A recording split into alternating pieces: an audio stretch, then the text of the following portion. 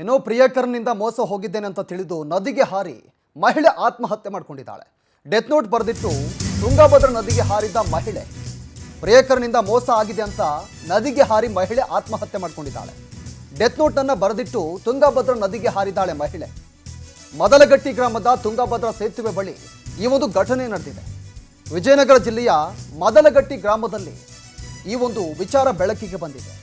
ನೀರಿನ ರಭಸಕ್ಕೆ ಕೊಚ್ಚಿಕೊಂಡು ಹೋಗಿರುವಂಥ ವಿವಾಹಿತೆ ಮಹಿಳೆ ನನ್ನ ಸಾವಿಗೆ ನನ್ನ ಪ್ರಿಯತಮ ಕಾರಣ ಅಂತ ಡೆತ್ ನೋಟ್ ಕೂಡ ಬರೆದಿಟ್ಟಿದ್ದಾಳೆ. ಕೆ ಅಯ್ಯನಹಳ್ಳಿ ಗ್ರಾಮದ ವಿವಾಹಿತೆ ಮಹಿಳೆಯ ಲವ್ ಕಹಾನಿ ಇದು. ಪ್ರಿಯಕರ ಬಸವರಾಜ್ ಎಂದು ಡೆತ್ ನೋಟ್ನಲ್ಲಿ ಉಲ್ಲೇಖವನ್ನು ಮಾಡಿರೋದು. ಹೂವಿನ ಹಡಗಲಿ ಠಾಣಾ ವ್ಯಾಪ್ತಿಯಲ್ಲಿ ನಡೆದಿರುವಂಥ ಪ್ರಕರಣ ಇದು. ಪ್ರಿಯಕರನಿಂದ ಮೋಸ ಆಗಿದೆ ಅಂತಂದೇಳಿ ನದಿಗೆ ಹಾರಿ ವಿವಾಹಿತ ಮಹಿಳೆ ಆತ್ಮಹತ್ಯೆ ಮಾಡ್ಕೊಂಡಿದ್ದಾಳೆ. ಆತ್ಮಹತ್ಯೆಗೂ ಮುನ್ನ ಒಂದು ಡೆತ್ ನೋಟ್ ಬರೆದಿಟ್ಟಿರೋದು. ಆ ಡೆತ್ ನೋಟ್ನಲ್ಲಿ ನನ್ನ ಸಾವಿಗೆ ನನ್ನ ಪ್ರಿಯಕರ ಕಾರಣ ಅಂತ ಉಲ್ಲೇಖವನ್ನು ಮಾಡಿದ್ದಾಳೆ. ಆ ನದಿಯಲ್ಲಿ ಕೊಚ್ಕೊಂಡು ಹೋಗಿರೋದು ಮಹಿಳೆ. ಅಲ್ಲಿನ ಸ್ಥಳೀಯರು ಕೂಡ ಆಕೆಯನ್ನು ರಕ್ಷಣೆ ಮಾಡಲಿಕ್ಕೆ ಮುಂದಾಗಿದ್ದರು. ಆದರೂ ಕೂಡ ನೀರಿನ ರಭಸಕ್ಕೆ ಆ ಮಹಿಳೆ ಕೊಚ್ಕೊಂಡು ಹೋಗಿದ್ದಾಳೆ. ಒಂದು ಕಡೆ ಫೋಟೋದಲ್ಲಿ ಕೂಡ ಗಮನಿಸ್ತಾ ಇದ್ದೀರಾ.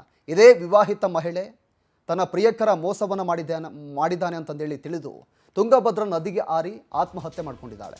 ಒಂದು ಕಡೆ ಡೆತ್ ನೋಟನ್ನು ಕೂಡ ಗಮನಿಸ್ತಾ ಇದ್ದೀರಾ. ಆ ಡೆತ್ ನೋಟ್ನಲ್ಲಿ ಸ್ಪಷ್ಟವಾಗಿ ಉಲ್ಲೇಖ ಮಾಡಿದ್ದಾಳೆ, ನನ್ನ ಸಾವಿಗೆ ಬಸವರಾಜ್ ಅಂತ ಆತ ಕಾರಣ ಅಂತ, ನನಗೆ ಮೋಸ ಮಾಡಿದ್ದಾನೆ ಅಂತ ಡೆತ್ ನೋಟ್ನಲ್ಲಿ ಉಲ್ಲೇಖವನ್ನು ಮಾಡಿರೋದು. ಉಲ್ಲೇಖವನ್ನು ಮಾಡಿ ನದಿಗೆ ಹಾರಿ ತುಂಗಭದ್ರಾ ನದಿಗೆ ಹಾರಿ ಆತ್ಮಹತ್ಯೆ ಮಾಡ್ಕೊಂಡಿದ್ದಾಳೆ. ವಿಜಯನಗರ ಜಿಲ್ಲೆ ಮದಲಗಟ್ಟಿ ಗ್ರಾಮದಲ್ಲಿ ಈ ಒಂದು ಪ್ರಕರಣ ಬೆಳಕಿಗೆ ಬಂದಿದೆ. ಪ್ರಿಯಕರ ಬಸವರಾಜ್ ಅಂತ ಡೆತ್ ನೋಟಲ್ಲಿ ಉಲ್ಲೇಖ ಮಾಡಿರೋದು ಸ್ಪಷ್ಟವಾಗಿ ಉಲ್ಲೇಖ ಆಗಿದೆ.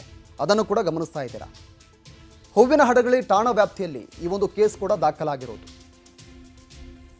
ನನಗೆ ಮೋಸ ಮಾಡಿದ್ದಾನೆ, ನಾನು ಪರಸ್ಪರ ಇಬ್ಬರು ಪ್ರೀತಿಯನ್ನು ಮಾಡ್ತಾ ಇದ್ವಿ, ಮೊದಲಿಗೆ ಮದುವೆ ಆಗಿತ್ತು ಈ ಯುವತಿಗೆ.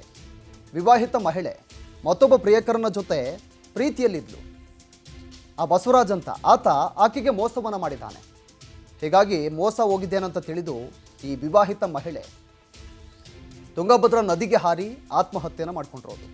ಅಲ್ಲಿನ ಸ್ಥಳೀಯರು ಕೂಡ ಆಕೆಯನ್ನು ರಕ್ಷಣೆ ಮಾಡಲಿಕ್ಕೆ ಮುಂದಾಗ್ತಾರೆ. ಆದರೂ ಕೂಡ ಆ ಮಹಿಳೆ ನೀರಿನ ರಭಸಕ್ಕೆ ಕೊಚ್ಕೊಂಡು ಹೋಗಿದ್ದಾಳೆ.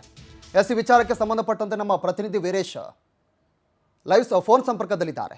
ವೀರೇಶ್, ಇದೀಗ ಈ ಯುವತಿ ಯಾರು, ಈ ಪ್ರಿಯತಮ ಯಾರು, ಈ ವಿಚಾರಕ್ಕೆ ಸಂಬಂಧಪಟ್ಟಂತೆ ಏನೆಲ್ಲ ಅಪ್ಡೇಟ್ಸ್ ಇದೆ ಅಂತ? ಹೌದು ಪ್ರವೀಣ್, ಈ ಒಂದು ಹೃದಯ ವಿದ್ರಾಹಕ ಘಟನೆ ಇವತ್ತು ನಡೆದಿದೆ. ಮುಖ್ಯವಾಗಿ ಈ ಒಂದು ಫೇಸ್ಬುಕ್, ಈ ವಾಟ್ಸ್ಆಪ್, ಇನ್ಸ್ಟಾಗ್ರಾಮ್ ನಲ್ಲಿ ಪರಿಚಯವಾದಂತಹ ಸ್ನೇಹ ಈ ಒಂದು ಪ್ರೀತಿಯಾಗಿ ಬದಲಾಗುತ್ತದೆ. ಜ್ಯೋತಿ ಮತ್ತು ಬಸವರಾಜ್ ಅನ್ನೋರ ನಡುವೆ ಈ ಪ್ರೀತಿ ಸುಮಾರು 2 ವರ್ಷಗಳಿಂದ ನಡೆದು ಕೊನೆಗೆ ಈ ಒಂದು ರಾಣಿಬೆನ್ನೂರು ಮತ್ತು ಈ ಒಂದು ಹರಿಹರಕ್ಕ ಲಾಡ್ಜ್ ವರೆಗೂ ಹೋಗಿ ಲೈಂಗಿಕ ಕ್ರಿಯೆ ನಡೆಸುವವರೆಗೂ ಅಂತ ಹೋಗುತ್ತಂತ ಈ ಪರಿಣಾಮ ಮುಂದಿನ ದಿನಮಾನಗಳಲ್ಲಿ ಈ ಒಂದು ಈಗ ಏನು ಸೂಸೈಡ್ ಮಾಡ್ಕೊಂಡಿರ್ತಕ್ಕಂಥ ಜ್ಯೋತಿಯ ಗಂಡನ ಮನೆಯವರಿಗೆ ತಿಳಿದು ಅವರು ಪೂರ್ಣವಾಗಿ ಇವಳನ್ನು ತಿರಸ್ಕರಿಸುವಂತಹ ಧೋರಣೆಯನ್ನು ತೋರ್ತಾರೆ. ಈ ವಿಷಯ ತಿಳಿದ ಮೇಲೆ ಈ ಒಂದು ಜ್ಯೋತಿಯವರ ತವರು ಮನೆಯವರು ಸಹ ಈ ರೀತಿಯ ಕೆಲಸ ಕಾರ್ಯಗಳಲ್ಲಿ ತೊಡಗಿದ ನನ್ನ ಮಗಳು ಮನೆಗೆ ಬೇಡ ಅಂತ ಹೇಳ್ತಾರೆ.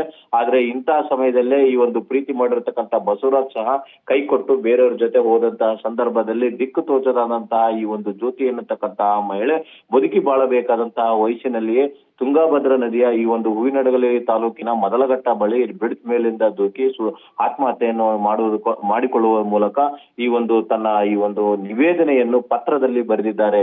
ಮುಖ್ಯವಾಗಿ ನನ್ನ ಸಾವಿಗೆ ಈ ಒಂದು ಬಸವರಾಜ್ ಅನ್ನತಕ್ಕಂಥವರೇ ಕಾರಣ.